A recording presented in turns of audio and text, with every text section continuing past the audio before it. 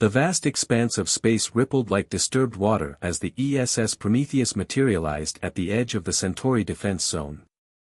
Admiral Sarah Chen stood motionless on the bridge, her weathered hands clasped behind her back as she studied the tactical display.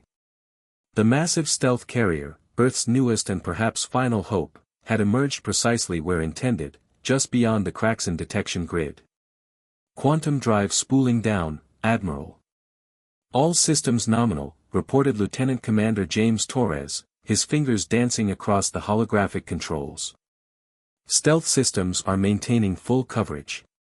As far as their sensors are concerned, we're just another piece of space debris." Chen allowed herself a small nod but kept her eyes fixed on the swarm of red markers populating the tactical display. The Kraxin blockade fleet surrounded humanity's last major colony world like a noose of crystalline daggers. New Eden, home to over 5 million human souls, had held out for 3 months against impossible odds. They wouldn't last another week without help. "Status of the Ghost Fleet?" Chen asked, her voice carrying the quiet authority that had earned her this command. Captain Maya Rodriguez, head of fighter operations, straightened at her station. "All 200 quantum-linked fighters are prepped and ready in their phase-shifted bays, Admiral. Pilot neural synchronization at optimal levels. They're eager to show the Kraxin what they've been training for." The Ghost Fleet represented everything that made humanity dangerous. Instead of trying to match the Kraxin's superior energy weapons and shields, Earth's engineers had gone in an entirely different direction. Each fighter was practically invisible to conventional sensors, linked directly to its pilot's nervous system, and armed with weapons that exploited weaknesses the Kraxin had never needed to defend against. "Message from New Eden Defense Command," announced Communications Officer Lisa Park. "General Richards reports their shields are down to 15%. They've lost contact with the Northern Hemisphere." She paused, swallowing hard. "They're asking if we're real, or if they're hallucinating from lack of sleep." Chen's jaw tightened. "Send authentication codes. Tell them to hold on and prepare for one hell of a show." The bridge crew worked with practiced efficiency as the Prometheus glided closer to the blockade. The massive carrier, nearly 3 kilometers long, moved with impossible grace for its size. Its revolutionary quantum stealth systems didn't just mask its presence, they actively projected false sensor data, making the ship appear to be nothing more than a cluster of debris. "Kraxin patrol approaching," Torres reported. 3 corvettes on standard sweep pattern. They'll pass within 5,000 kilometers. "Perfect," Chen replied. "Status of our surprise package?" Chief Engineer David Wong's voice came through clear and confident. "Mark 7 gravitational lances are hot and ready, Admiral. The Kraxin think their crystalline hulls are impervious to conventional weapons. They've never encountered anything that can manipulate spacetime itself." Chen allowed herself a grim smile. The Kraxin had conquered 12 human worlds through overwhelming technological superiority. Their energy weapons could slice through traditional armor like paper. Their shields could shrug off nuclear detonations. Their faster-than-light drives made them seemingly omnipresent across the galaxy. But they had one critical weakness: arrogance. "Enemy corvettes entering optimal range," Torres announced. "Their active scans are passing right through our quantum field. They suspect nothing." Chen took a deep breath. Everything hinged on this moment. If the Prometheus's systems worked as designed, they were about to change the course of the war. If they failed, humanity would lose its last card in a game they were already losing. "All hands," she broadcast ship-wide, "this is the Admiral. For 3 years, we've watched the Kraxin burn our worlds. They think they know everything about human warfare. Today, we show them how wrong they are." She nodded to Rodriguez. "Launch the Ghost Fleet. Let's give them a proper Earth welcome." The Prometheus's hull rippled as hidden launch bays phased into normal space. 200 fighters, each a masterpiece of human ingenuity, streamed out in perfect formation. Their quantum-linked pilots, nestled safely in the carrier's core, flew their craft with thought alone, achieving maneuvers that would kill any physically present pilot. The Kraxan corvettes never saw them coming. The first sign something was wrong came when the lead corvette's crystalline hull developed hairline fractures, its structure distorted by invisible gravitational fields. The alien vessel's commands would have sent energy shields to maximum power, but they were useless against weapons that manipulated gravity itself. Ghost Fleet reporting multiple direct hits, Rodriguez announced, her voice tight with controlled excitement. Enemy shields are having no effect against the gravlances. Their hull integrity is failing. The corvettes, each worth more than a small planet, began to break apart. Their crystalline structures, so resistant to conventional weapons, proved catastrophically vulnerable to localized gravitational distortions. They shattered like glass sculptures dropped on concrete, their crews never even having time to send a distress signal. 3 kills confirmed, Torres reported. No survivors. No alerts transmitted to the main fleet. Chen nodded, satisfaction warring with grim determination. Signal the Ghost Fleet to assume attack formation Delta. Time to show the Kraxan why you should never underestimate human creativity. As the stealth fighters moved into position for their assault on the main blockade fleet, Chen studied the tactical display one final time. The Kraxan had won every major engagement of the war through superior technology. But technology wasn't everything. Humanity had learned that lesson the hard way over centuries of its own wars. Sometimes, the most dangerous enemy wasn't the one with the biggest guns. It was the one willing to think differently, to find new ways to fight, to turn apparent weakness into strength. The Kraxan were about to learn that lesson. And humanity would teach it with fire and fury. The Kraxan battle fleet hung in space like a constellation of crystalline daggers, their formation perfect and unchanging. Inside the ESS Prometheus's tactical center, Captain Maya Rodriguez watched the enemy fleet through the neural interface of her Ghost Squadron.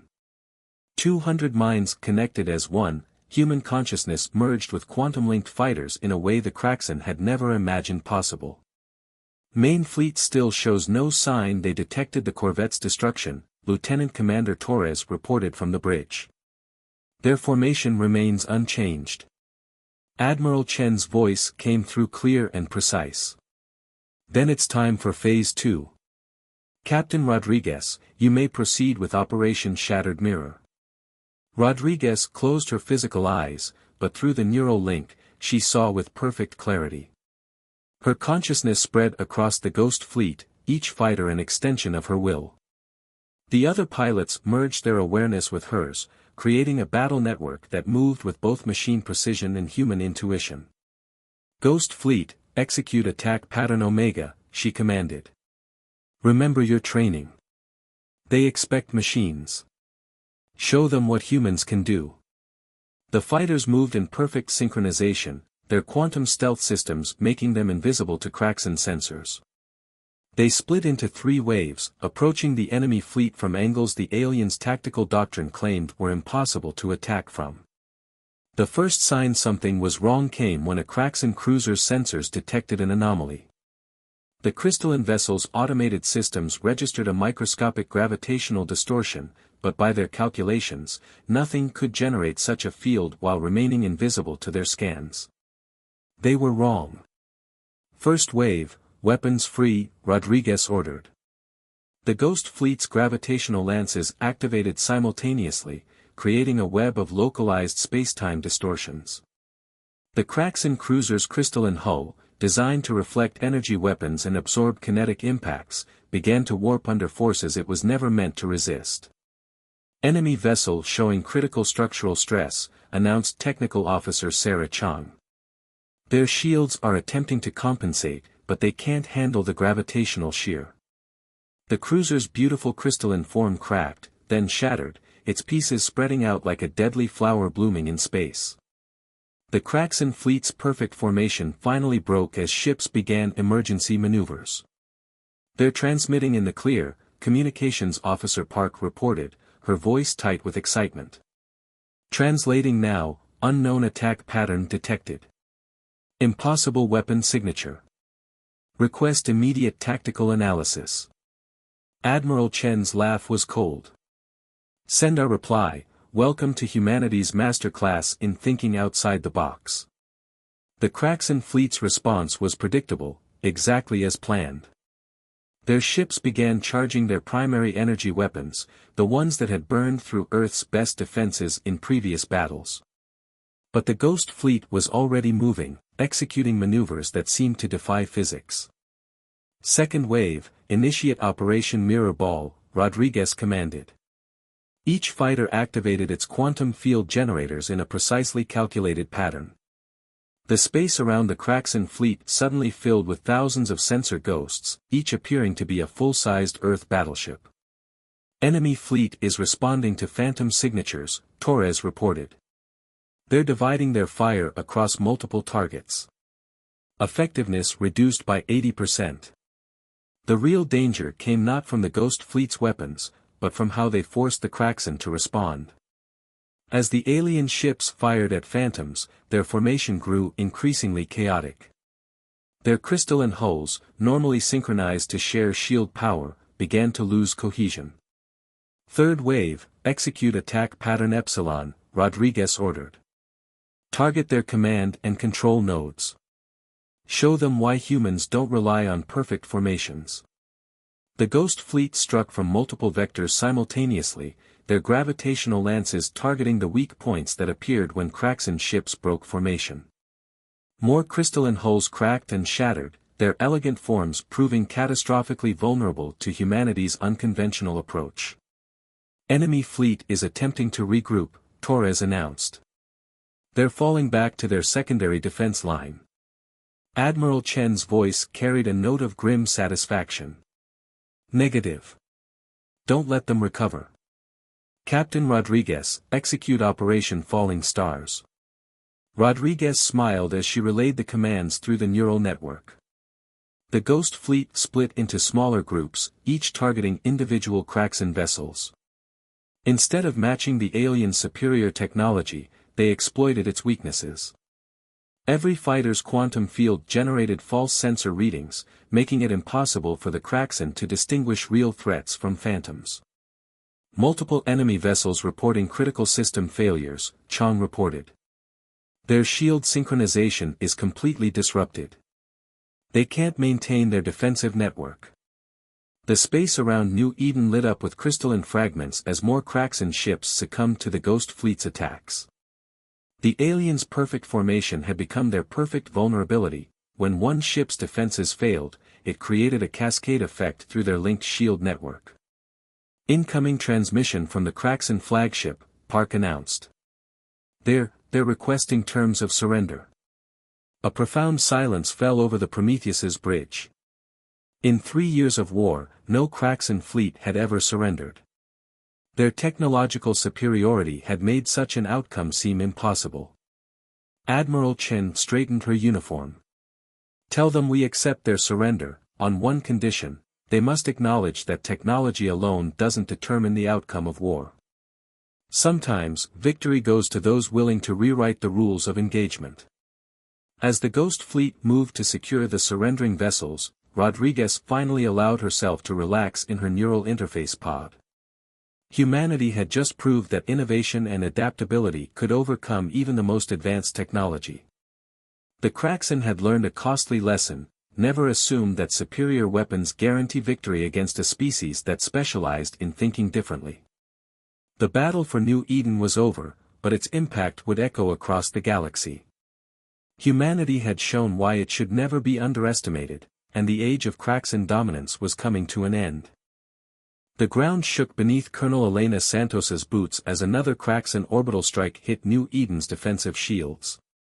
From her command center beneath the colonial capital, she watched holographic displays showing the ongoing space battle above. The ESS Prometheus and its Ghost fleet had achieved the impossible, but the ground war was about to begin. Status of the city's shield grid, she demanded, eyes fixed on the approaching Kraxan ground forces. Major Tom Chen, her chief engineer, consulted his neural interface. Primary shields at 30% and holding, Colonel. The Prometheus's attack has forced their remaining ships to pull back, but they've already landed significant ground forces outside the perimeter. Elena nodded grimly. The Kraxan ground troops were as formidable as their ships, 9-foot-tall crystalline beings wielding energy weapons that could vaporize conventional armor. Their personal shields made them nearly invulnerable to traditional firearms. But humanity had planned for this too. "Begin Operation Earthshaker," she ordered. "Let's show them why fighting humans on the ground is even worse than facing us in space." Throughout the city's underground network, specially designed resonance transmitters activated. The devices were deceptively simple, modified mining equipment repurposed for war. They sent specific frequencies through the ground, frequencies that harmonized with the crystalline structure of Kraxan armor. "Enemy force approaching the western perimeter," reported Captain Sarah Wells from her tactical station. 500 heavy infantry, supported by their equivalent of tanks. "They're moving in standard assault formation." Elena allowed herself a small smile. "Standard. They always move in standard formations. Activate the resonance grid in sectors 7 through 12. The effect was immediate and devastating. The advancing Kraxan troops suddenly found their crystalline armor vibrating at its natural frequency. What had made them nearly invulnerable in normal combat now became their greatest weakness. Hairline fractures appeared in their armor, spreading like cracks in ice. "Enemy forces showing signs of distress," Wells reported, excitement creeping into her professional tone. "Their command structure is trying to adapt, but they've never encountered this type of attack before." Elena keyed her neural link to the defense network. "All units, execute Operation Thunderclap. Show them what Earth's best can do." From hidden bunkers throughout the city, human soldiers emerged wearing the latest in powered armor. Unlike the Kraxan's crystalline suits, these were deliberately crude-looking, more like industrial equipment than military hardware. But they contained innovations the aliens had never considered. "Echo Company engaging hostile forces in Sector 8, came the report from Lieutenant James Rodriguez. "Sonic disruptors are having the expected effect. Their armor is literally falling apart." Through multiple video feeds, Elena watched her troops advance. The Kraxan, used to being the unstoppable force, found themselves facing an enemy that had turned their greatest strength into a weakness. Their energy weapons still fired with devastating power, but they couldn't maintain formation as their armor cracked and shattered. "Enemy attempting to regroup at Navigation Point Charlie," Wells announced. "They're adapting their shields to block the resonance effect." "Just as we expected," Elena replied. "Initiative Echo 2, authorize phase lightning." Throughout the battlefield, human soldiers activated their armor's secondary systems. The crude external plating suddenly crackled with controlled electromagnetic pulses, another technology the Kraxan had never needed to defend against. Their shields, recalibrated to block the resonance attacks, proved vulnerable to the electromagnetic assault. "Multiple enemy units reporting critical systems failure," Chen reported. "Their command and control network is fragmenting." Elena watched as the mighty Kraxan ground force began to fall into disarray. Their perfectly coordinated assault broke down into individual units fighting for survival. Without their technological advantages, they discovered something humans had known for millennia: adaptability trumped raw power.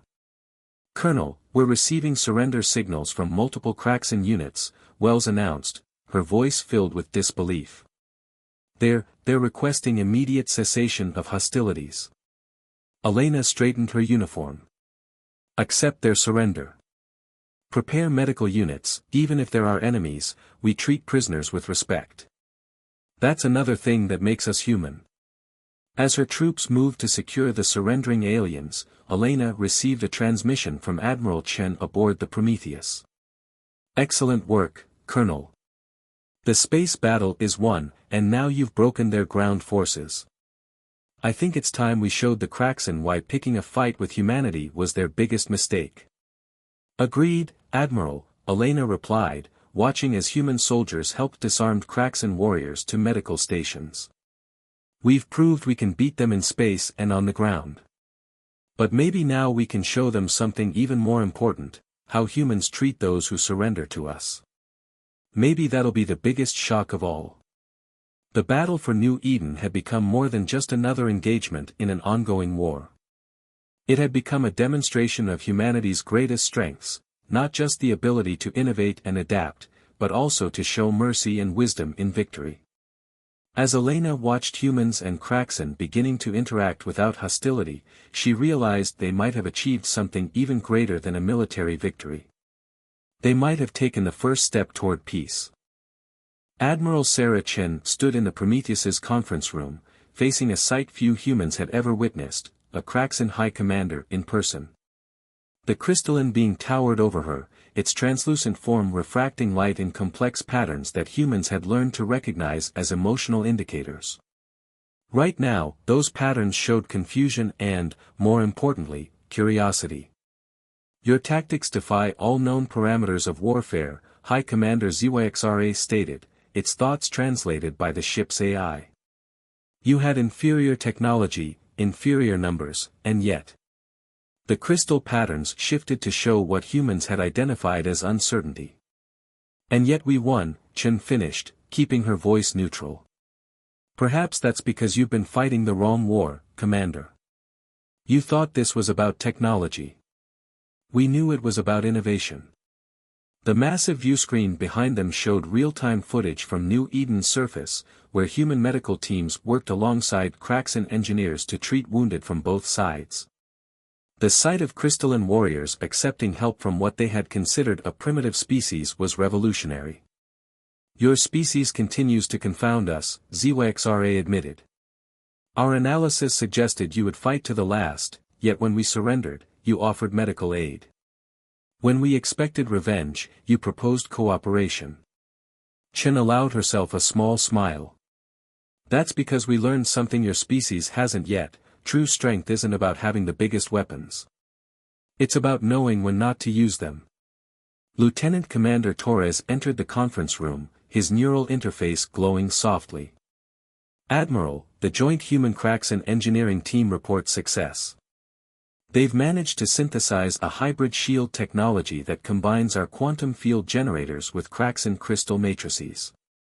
The patterns across ZYXRA's form shifted rapidly. Surprise, interest, and something the translation AI identified as excitement.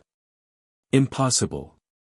Our technologies are fundamentally incompatible. Impossible is what humans do best, Chen replied. We looked at your crystal tech and instead of trying to copy it, we found ways to complement it. That's why we won. We don't try to beat our enemies at their own game. We change the game entirely. The conference room's holographic display activated, showing the prototype shield system. Human quantum field generators created a foundation that the Kraxen crystals enhanced and stabilized. Together, they produced a defense system stronger than either species could achieve alone. Your fleet's surrender has already reached the Kraxen High Council, Chen continued. They're watching what happens here very carefully. This is our chance to show them that humanity isn't just capable of defeating their best technology, we're capable of improving it. ZYXRA's crystalline form resonated with deep tones that the AI translated as thoughtful consideration. You believe this could end the war? I believe it could do something better, Chen replied. It could start an era of cooperation that makes both our species stronger. She gestured to another display showing the Ghost Fleet fighters now flying joint patrols with repaired Kraxen ships. Look at what we've achieved in just days of working together. The hybrid shield technology was just the beginning. Human neural interface systems were being adapted to work with Kraxen crystalline computing, creating synthesis neither species had imagined possible. The very differences that had made them enemies now offered opportunities for revolutionary advances. There will be resistance, ZYXRA warned. Many in the High Council still view humans as primitive, despite this defeat. Chen's smile turned slightly predatory. Then perhaps it's time for another demonstration. Not of our military capability, but of our diplomatic innovation. She activated another holographic display, this one showing a detailed plan that made the Kraxan commander's crystalline form pulse with surprise. You want to broadcast the hybrid shield test to every Kraxan world. Show them humans and Kraxan working together. Along with the medical cooperation, the joint patrols, and the technological breakthroughs we've achieved, Chen confirmed. Let your people see that humanity isn't just capable of winning wars, we're capable of winning peace. The plan was audacious, typical of human thinking. Instead of trying to force the Kraxan to accept peace through military might, they would demonstrate the benefits of cooperation so clearly that continuing the war would become obviously counterproductive. The High Council will see this as manipulation, ZYXRA observed, though its crystal patterns showed more admiration than criticism. Of course it's manipulation, Chen agreed readily. But it's honest manipulation. Everything we show will be real. We're not trying to trick anyone, we're just making sure they see the truth from the most compelling angle. As if to emphasize her point, the view screen showed a human engineer working with a Kraxan crystal smith, their combined efforts producing something neither species had achieved alone. The sight of such cooperation would have been unthinkable weeks ago. You humans, ZYXRA's translated voice carried a note of wonder, you turn everything into an advantage. Even defeat becomes opportunity, even enemies become allies. That's what makes us dangerous, Chen replied. Not our weapons or our technology, but our ability to adapt, to innovate, to turn any situation to our advantage. The question is, will your people be wise enough to turn us from enemies into allies? The patterns across ZYXRA's crystalline form settled into what the AI translated as determination. I will support your plan, Admiral. The High Council must understand, if humans can defeat us through innovation in war, imagine what they could help us achieve through innovation in peace. 3 months after the Battle of New Eden, the ESS Prometheus hung in high orbit above the Kraxan homeworld of Crystal Prime. Admiral Sarah Chen stood on her bridge, watching the massive crystalline cities below sparkle like diamonds in the binary star system's light. Beside her, High Commander ZYXRA's form pulsed with patterns that the crew had learned to recognize as pride. The High Council's final vote is complete, ZYXRA announced, its translated voice carrying through the bridge. The peace accord has been ratified. The war is officially over. Chen nodded, her expression thoughtful. Not with a final battle, but with a demonstration of cooperation. I doubt anyone would have predicted this outcome a year ago. The main view screen showed scenes from across Kraxan space, hybrid shield generators protecting colonies from solar flares, human neural interface technology merging seamlessly with crystalline computing systems, and perhaps most importantly, human and Kraxan children learning together in newly established cultural exchange programs. Your strategy was uniquely human, ZYXRA observed. When we surrendered at New Eden, we expected either destruction or humiliation. Instead, you offered partnership. Colonel Elena Santos, newly promoted and representing Earth's ground forces, stepped forward. We learned long ago that the strongest victories aren't won through force alone. The hybrid technologies we've developed together are proof of that. The evidence was undeniable. The combination of human quantum engineering and Kraxan crystal science had produced advances neither species could have achieved alone. What had started as a desperate innovation in warfare had blossomed into a technological and cultural renaissance. Incoming transmission from Earth Central Command, Lieutenant Commander Torres announced. They're ready for the ceremony. Chen straightened her uniform. The timing was perfect. The binary stars of the Kraxan home system were about to align, creating a spectacular backdrop for what would follow. Put it on the main screen, full broadcast to all allied worlds. The screen split to show 3 images, the Earth Senate Chamber, the Kraxan High Council Hall, and the Bridge of the Prometheus. What followed would be watched by trillions across both civilizations. People of Earth and the Kraxan Empire, Chen began, her voice carrying across the galaxy. 3 months ago, our species stood on the brink of mutual destruction. Today, we stand together on the brink of our greatest achievements. The view shifted to show the first graduating class of the Joint Species Academy, young humans and Kraxan working together, their combined talents already producing innovations that would have seemed impossible during the war. We learned that our greatest strength lies not in our weapons or our shields, Chen continued, but in our ability to adapt, to innovate, and most importantly, to recognize when an enemy can become an ally. ZYXRA's crystalline form resonated with harmonious patterns as it added, the humans taught us that true power comes not from technological superiority, but from the wisdom to see beyond conflict to possibility. The ceremony that followed was brief but profound, the formal signing of the Alliance Charter, establishing a partnership between species that had so recently been locked in mortal combat. But the real proof of its success could be seen in the joint fleet exercises visible through the Prometheus's viewport, where Ghost Fleet fighters flew in perfect formation with Kraxan crystal ships, their combined capabilities far exceeding anything either force could achieve alone. "Admiral," Torres called out, "we're receiving messages from 17 other species requesting diplomatic contact. It seems our alliance has attracted attention." Chen shared a knowing look with ZYXRA. "Of course it has. We've just proved that different species can be stronger together than apart. That's the kind of power that changes galaxies."